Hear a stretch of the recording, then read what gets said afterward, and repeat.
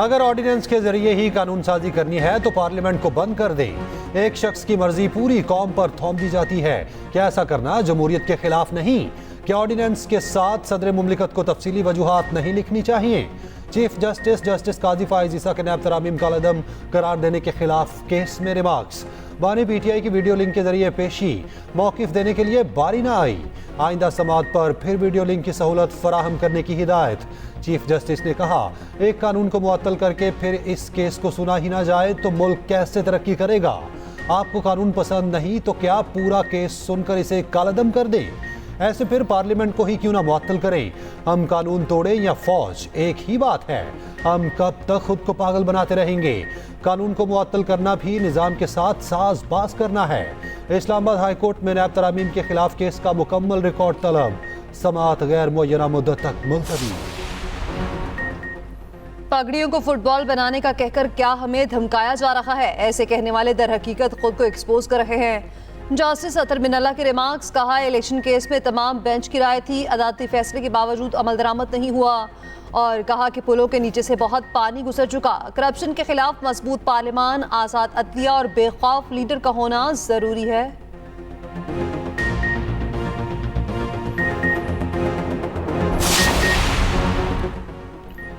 Senator Faisal Vawda की news conference पर supreme court का आज खुद नोटिस। समाअत आज होगी। चीफ जस्टिस की सरबराही में 3 रुकनी बेंच समाअत करेगा। जस्टिस इरफान सादत खान और जस्टिस नईम अख्तर अफगान बेंच का हिस्सा।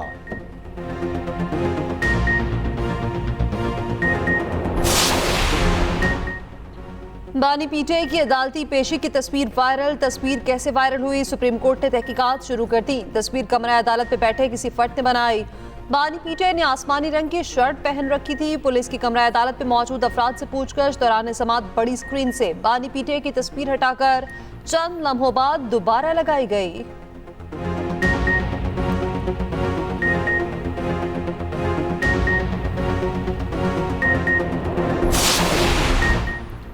जज बनने के लिए दोहरी शोहरियत की मुमानियत नहीं। इस्लामाबाद हाई कोर्ट ने फैसल वावडा के खत का जवाब दे दिया। रजिस्ट्रार ऑफिस की जानिब से खत का जवाब देते हुए कहा गया कि किसी भी वकील से हाई कोर्ट का जज बनते वक्त दोहरी शहरियत की मालूमात नहीं मांगी जाती। जुडिशल कमीशन ने डिस्कशन के बाद जस्टिस बाबर सत्तार को बतौर जज मुकर्रर करने की मंजूरी दी। अदालत कमीशन में होने वाले डिस्कशन का रिकॉर्ड नहीं रखती। जस्टिस बाबर सत्तार ने ग्रीन कार्ड का बता दिया था।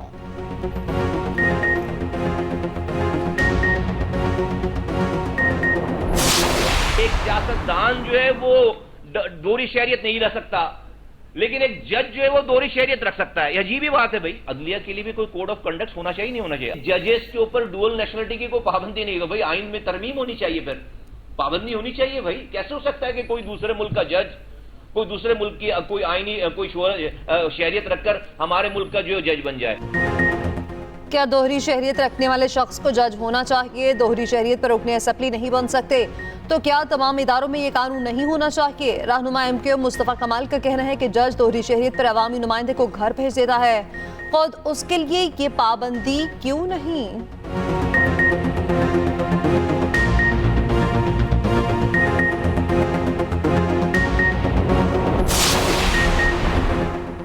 लापता करने वालों के खिलाफ सजाए मौत की कानून साजी होनी चाहिए। वही लोग मिसिंग हैं जो ज्यादा बात करते हैं। सेक्रेटरी दाखिला और सेक्रेटरी दिफा जिम्मेदार हैं। इस्लामाबाद हाई कोर्ट के जस्टिस मोहसिन कियानी के शायर अहमद फराद की बाजियाबी के केस में रिमार्क्स। कहा, मुझ समेत हर आदमी काबिल एहतसाब है। अगर जरूरत पड़ी तो वजीर आजम को भी बुलाएंगे। समाअत पीर तक मुलतवी।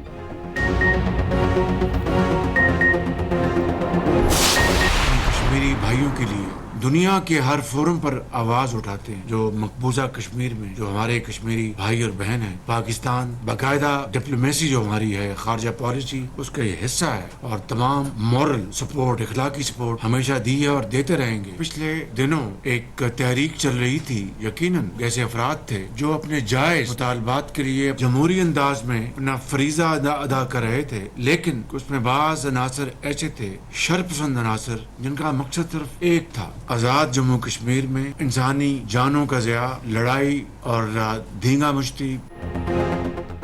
आजाद कश्मीर के लिए 23 अरब का पैकेज हमारा फर्ज था। पिछले दिन बहुत तशवीशनाक थे। एक तहरीक चली, उसमें बाद शरपसंद शामिल हुए जिनका मकसद आजाद कश्मीर में तोड़फोड़ और जानों का ज़िया था। उसकी जितनी मुसम्मत की जाए कम है। वज़ीर-ए-आज़म शहबाज शरीफ का आजाद कश्मीर काबीना से खिताब, कहा हमने बर वक्त मामले को खत्म किया, मुतालिबात बिला ताखीर मंजूर किए। वज़ीर-ए-आज़म शहबाज शरीफ का नीलम जहलम प्रोजेक्ट का भी दौरा।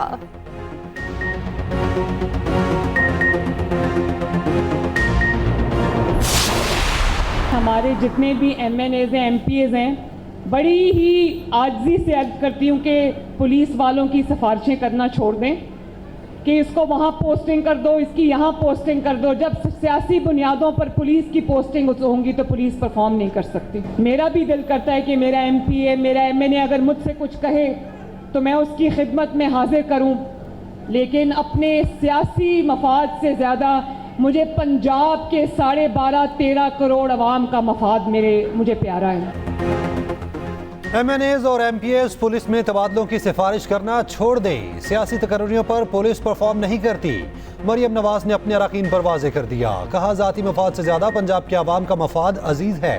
माजी में गंदुम खरीदने में करप्शन के अंबार थे जिसके रास्ते बंद कर दिए। पंजाब में गंदुम की कोई किल्लत नहीं, किसानों को चंद माह में रिलीफ मिलेगा।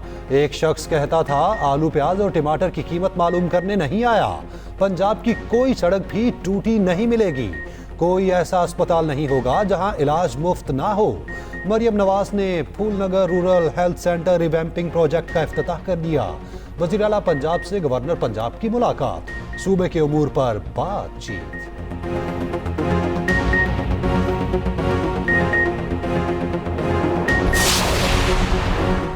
नहीं लगता PTI से मुज़ाकरात हो रहे हैं। अगर मुज़ाकरात होंगे तो हुकूमत करेगी, आइन से बाहर कोई काम नहीं होगा।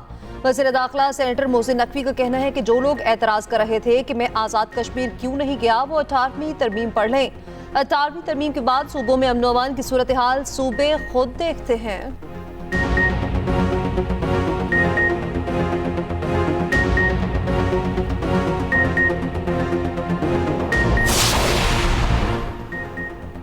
तारिक बशीर चीमा के जरताज गुल के लिए मुबैना नाजेबा अल्फाज। कौमी असम्बली में सुन्नी इत्तेहाद काउंसिल का हंगामा, इजलास सुबह 11 बजे तक मुलतवी करना पड़ा। ऑपोजिशन अरकान स्पीकर चेंबर में पहुंच गए। ऑपोजिशन का तारिक बशीर चीमा को पूरे बजट सेशन के लिए मुअत्तल करने का मुतालबा। ऑन द फ्लोर माफी मांगने का कह दिया। स्पीकर की कोशिश के बाद तारिक बशीर चीमा ने जरताज गुल से माफी मांग ली। ऑपोजिशन और जरताज गुल ने माफी कबूल कर ली।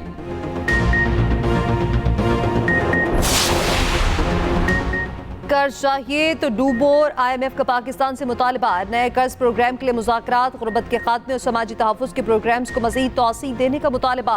बेनज़ीर इनकम सपोर्ट प्रोग्राम में शफाफियत यकीनी बनाने पर जोर। IMF ने प्रोग्राम की इंतजामी सदादकार में बेहतरी मांग ली। उधर मुल्की ज़र मुबाता ज़खायर में $1 करोड़ 50 लाख का इजाफा। ज़खायर 9 अरब 13 करोड़ 55 लाख हो गए।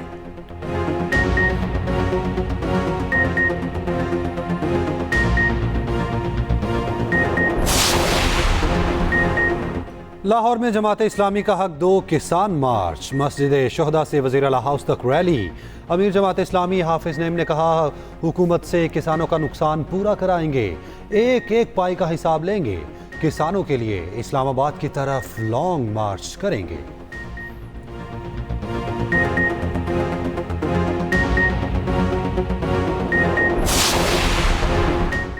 वज़ीर आला खैबर पख्तूनख्वा अमीन गंडापुर की धमकी काम कर गई। पेस्को चीफ की किसी किस्म की इजाफी या गैर एलानिया लोड मैनेजमेंट ना करने की हिदायत। अमीन गंडापुर से पेस्को चीफ की मुलाकात, लोड शेडिंग 4 घंटे कम करने का ऐलान। वज़ीर आला ने कहा कि किसी ग्रिड में शेड्यूल से 1 मिनट भी ज़ायद लोड शेडिंग ना हो। ऐसा हुआ तो मुतालिका एक्सियन के खिलाफ मुकदमा दर्ज कराएंगे।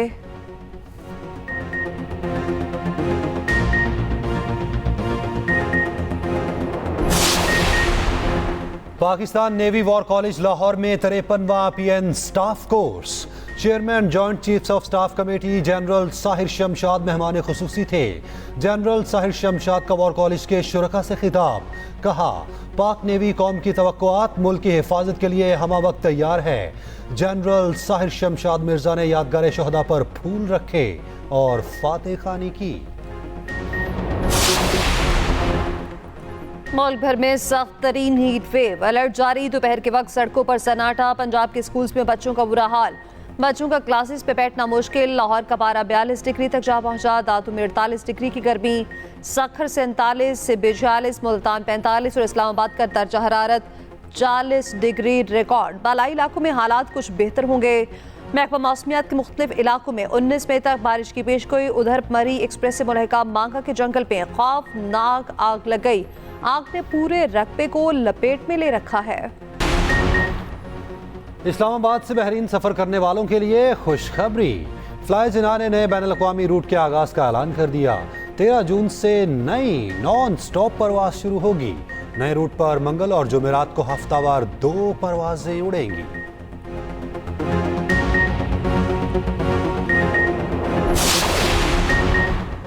आलमी अदालती इंसाफ में इसराइल के खिलाफ समाज। जनूबी अफ्रीका ने मौक़िफ़ अपनाया। रफ़ा का मुहासरा और बमबारी अदालती अहकामात की खिलाफ वर्जी है। गज़ा में नस्ल कुशी ने इंसानियत को हिला कर रख दिया। उधर जबालिया और रफ़ा पे बदतरीन बमबारी जारी। नस्ल कुशी में बदमस्त इसराइली फौज ने अपने ही 5 फौजी मार दिए, 7 जख्मी हुए।